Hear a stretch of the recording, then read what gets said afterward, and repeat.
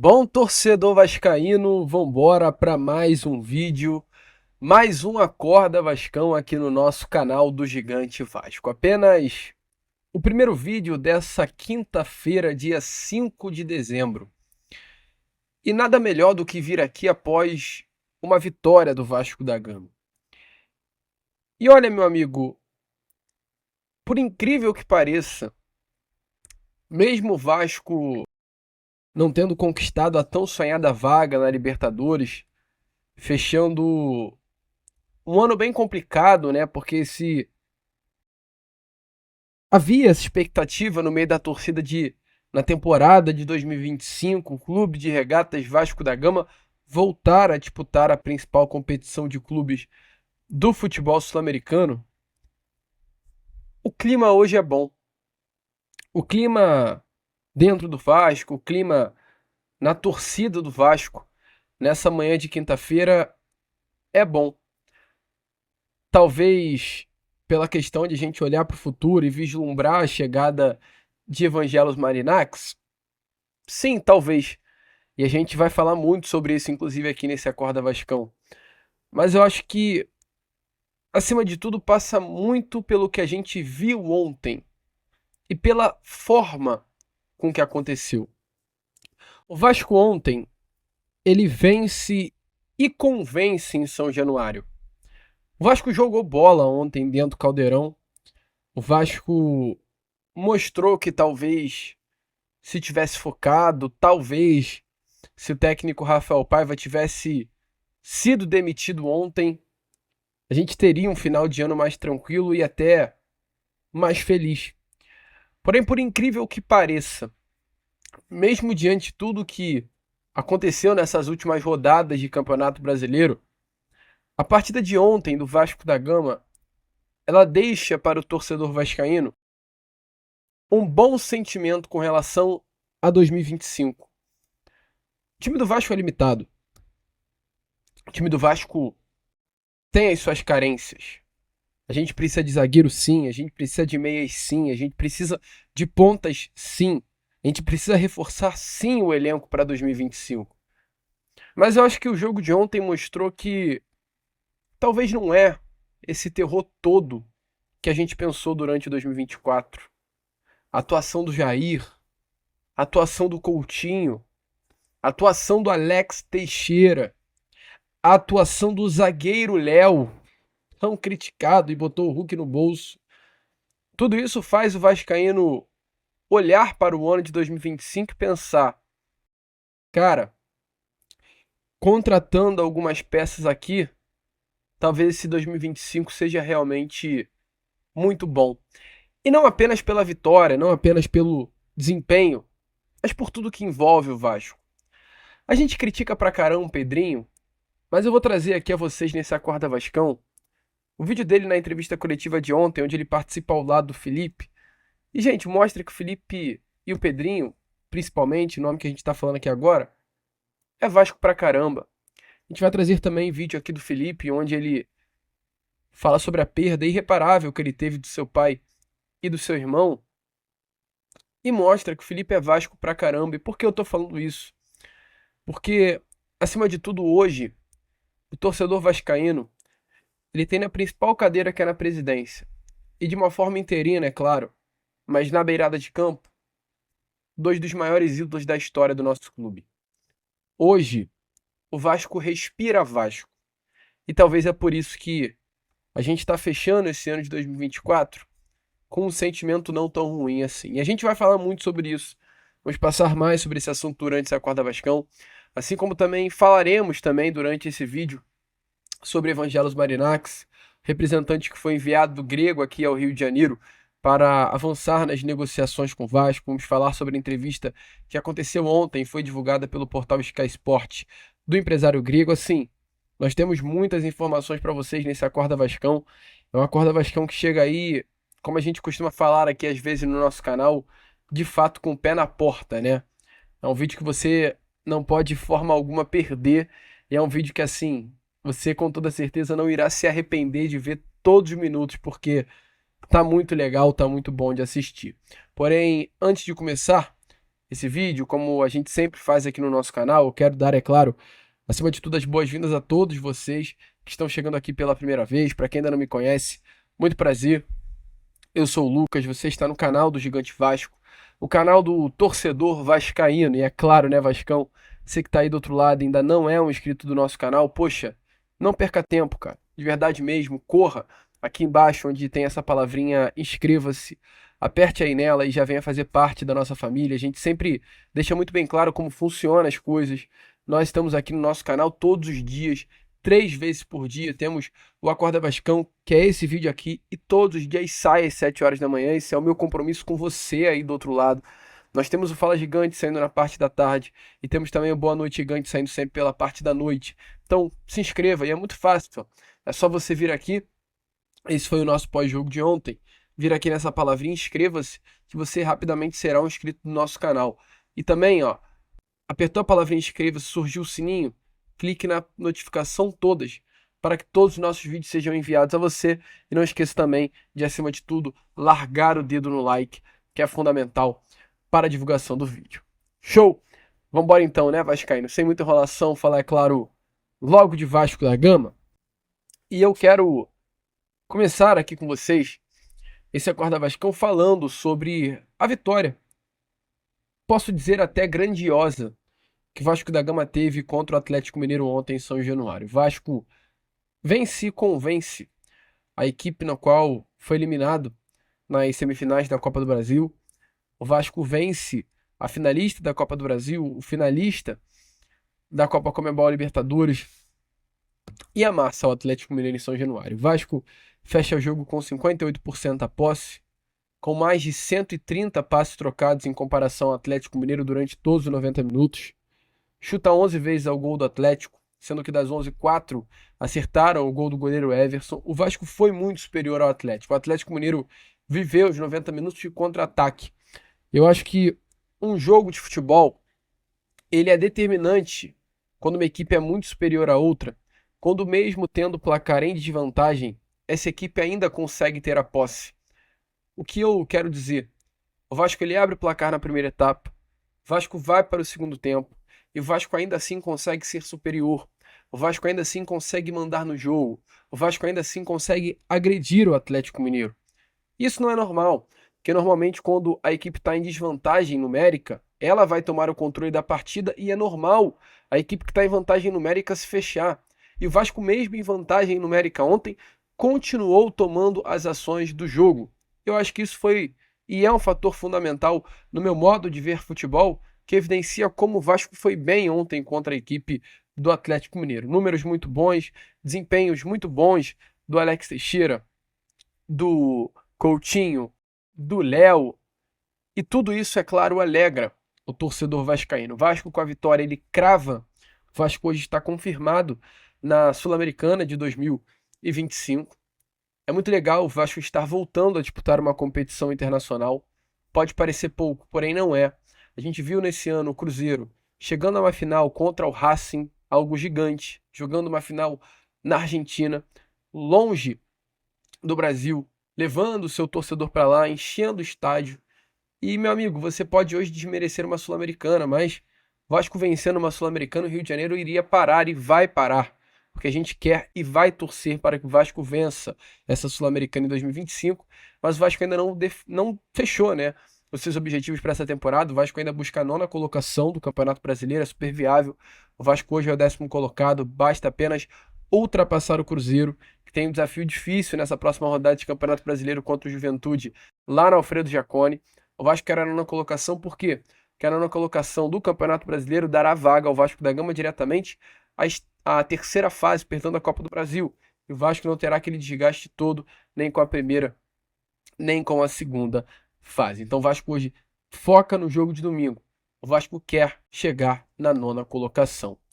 E essa vitória ontem, ela foi muito marcante, como todo o ano de 2024, para mim, por um motivo. A ida sul-americana, a vitória contra o Atlético e o sentimento que fecha esse ciclo. O Vasco ontem fechou um ciclo. O Vasco não voltará a atuar em São Januário na temporada de 2024. Está praticamente fechado. É um ano que está se fechando. E eu vou, com toda certeza, tocar muito nesse tema lá no domingo que vem. Mas eu gostaria já de iniciar nesse domingo, nesse vídeo, perdão, nesse Acorda Vascão, falando sobre isso. A gente criticou muito o ano, a gente criticou muito o Pedrinho, a gente criticou muito essa diretoria do Vasco da Gama. Mas foi barra, vascaíno. Assim, nós temos total direito de criticar, e eu critiquei muito o Pedrinho, mas foi barra. Foi barra. Pedrinho, como presidente, encontrar um Vasco sem dinheiro, com caixa zerado, sob o controle de uma empresa que estava prestes a falir, com contratos superfaturados, e rescindir esse contrato com tal empresa, a 777 Partners, e ao mesmo tempo, dentro do vestiário, tentar manter o controle para que o grupo comprasse o seu barulho. Não é fácil. E o Pedrinho conseguiu. E vamos ser um pouquinho coerente. Vamos ser um pouquinho coerente. Ontem eu vi um comentário no Twitter muito legal do grande influenciador Renato Vicente, influenciador bem vascaíno, onde ele diz: 2021 foi melhor do que 2020. Aliás, 2022 foi melhor do que 2021, 2023 foi melhor do que 2022 e hoje 2024 é melhor do que o 2023. E eu olho para esse ano de 2024 como um ano de reconstrução, em todos os aspectos. O Vasco, ele, em 2024, quebra muitos tabus.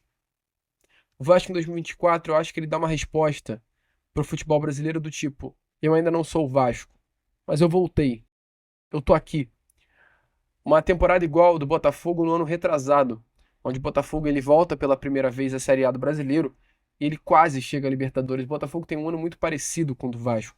Um ano também de quebrar tabus, de aos pouquinhos mostrar para o cenário do futebol brasileiro que não é mais aquele Botafogo que estava na Série B. E o Vasco acho que mostra para o Corinthians, quebrando um tabu de quase 10, 12 anos sem vencê-lo, para o São Paulo, quebrando um grande tabu também sem vitórias, para o Inter, quebrando um tabu sem vitórias no Beira-Rio, para o Atlético Mineiro, onde o Vasco não vencia há muito tempo, clube, chegando a uma semifinal de Copa do Brasil, o Vasco ele reaparece para o cenário do futebol brasileiro em 2024. Então, assim, o ano de 2024 foi melhor do que o 2023. É o ideal para o que o Vasco quer? É claro que não, mas foi melhor. E o Pedrinho fala muito sobre isso. Foi um ano bom diante de tantas dificuldades. A gente traz aí, é claro, as palavras de Pedrinho para você, torcedor vascaíno, entender um pouquinho sobre o sentimento dessas pessoas hoje que estão à frente do Vasco, sobre o nosso Cruz Maltino. Queria agradecer aos jogadores e explicando o porquê desses agradecimentos. Foi um ano onde muitas coisas podem ter passado na cabeça deles, pelo que aconteceu com o clube, onde nós tínhamos um sócio e esse sócio acaba entrando em falência. E, obviamente, dependeria muito deles acreditarem no que eu falaria para eles. E como o futebol tem muitas pessoas que não têm credibilidade e usam da mentira, eles tinham direito, obviamente, de não acreditarem no que eu estava falando. Então, a gente saiu de uma situação muito difícil no início da temporada. E deixando claro, só antes de eu completar esse raciocínio, que o objetivo do Vasco é sempre brigar por títulos, por grandes conquistas.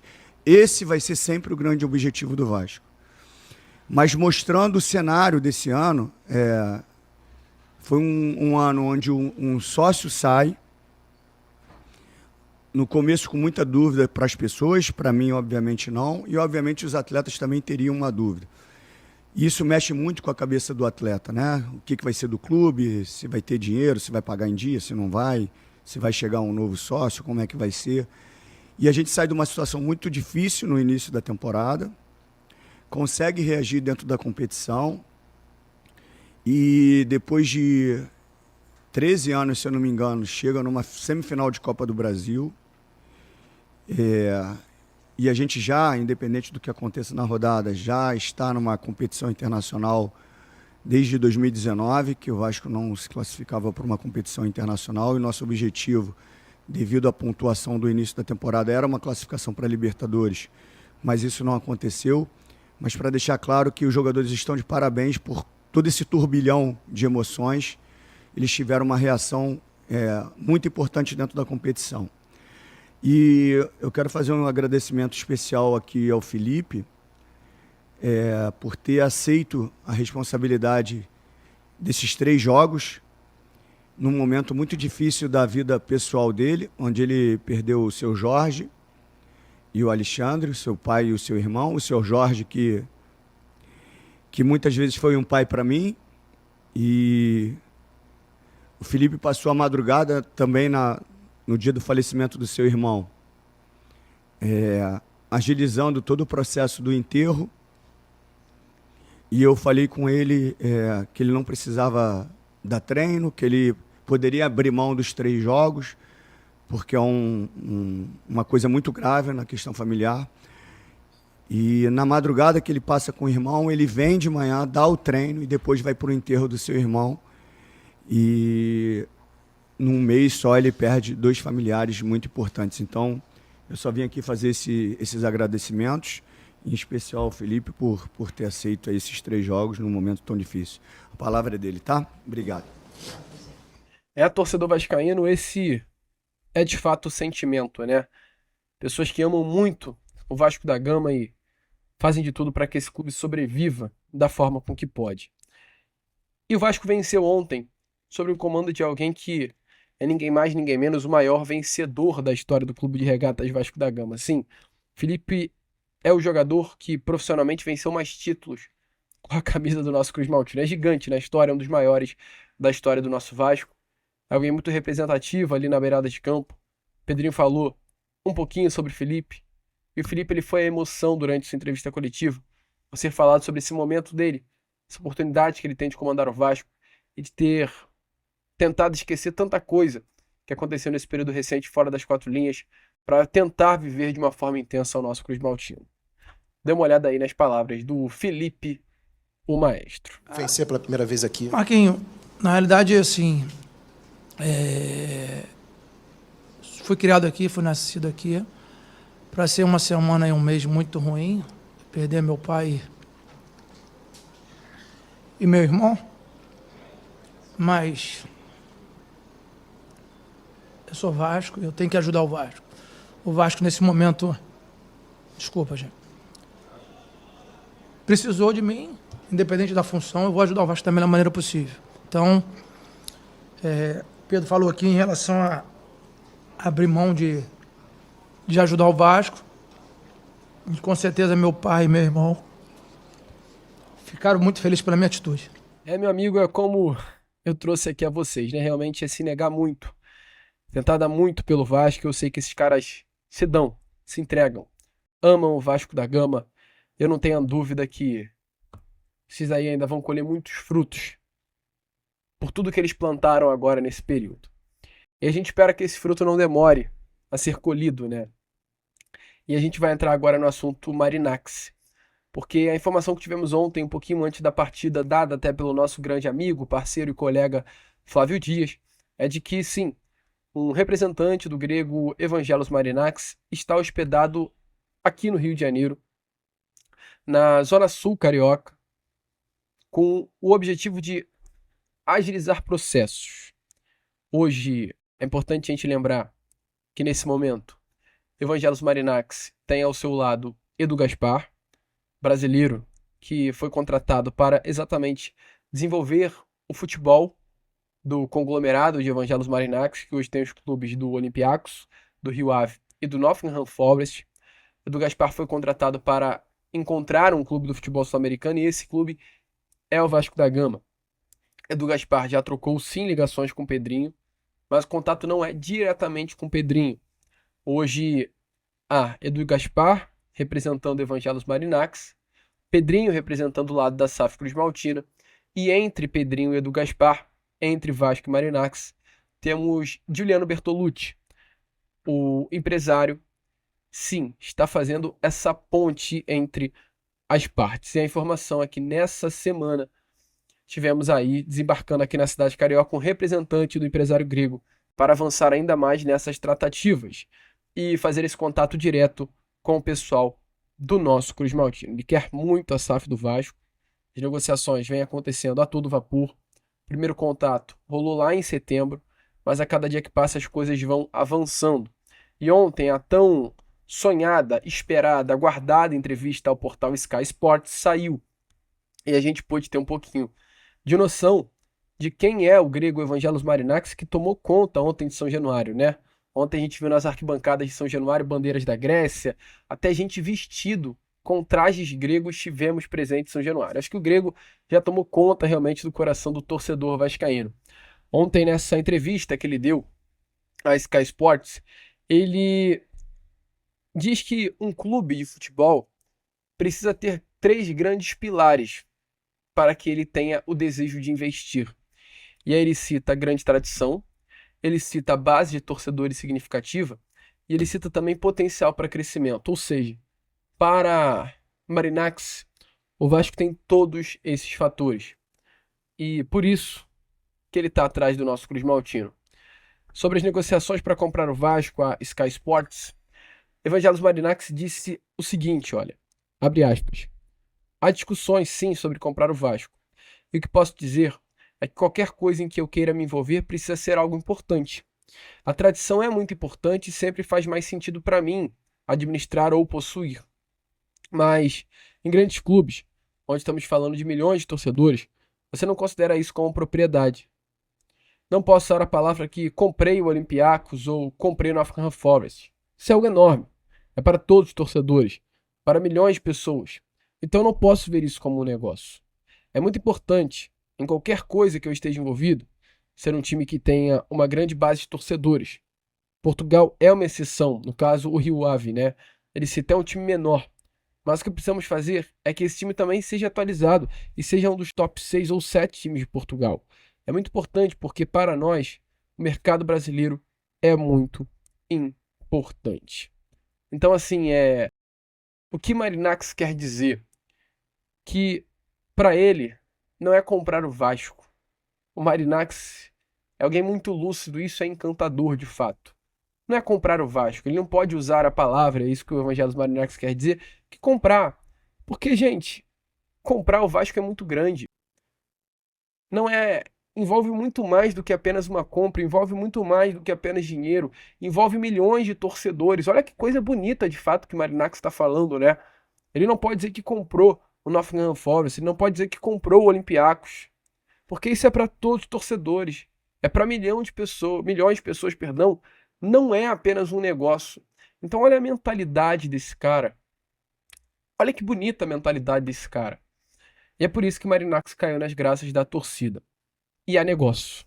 Representante no Rio de Janeiro, do Diligence já acontecendo, informação de bastidores é que esse grego quer o quanto antes estar no Vasco da Gama para já iniciar um processo para 2025. Ele não quer demorar. Ele quer correr. Ele quer rápido. Ele quer agilidade.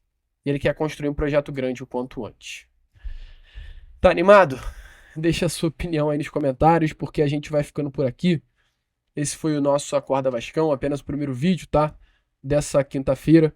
E já, claro, estaremos aí de volta com o nosso Fala Gigante, né? Já no nosso canal. Então, vamos que vamos, Vascaíno. Se inscrevam, compartilhem, ajudem aí o nosso crescimento. E é claro, Vascão, como sempre falamos aqui, saudações vascaínas.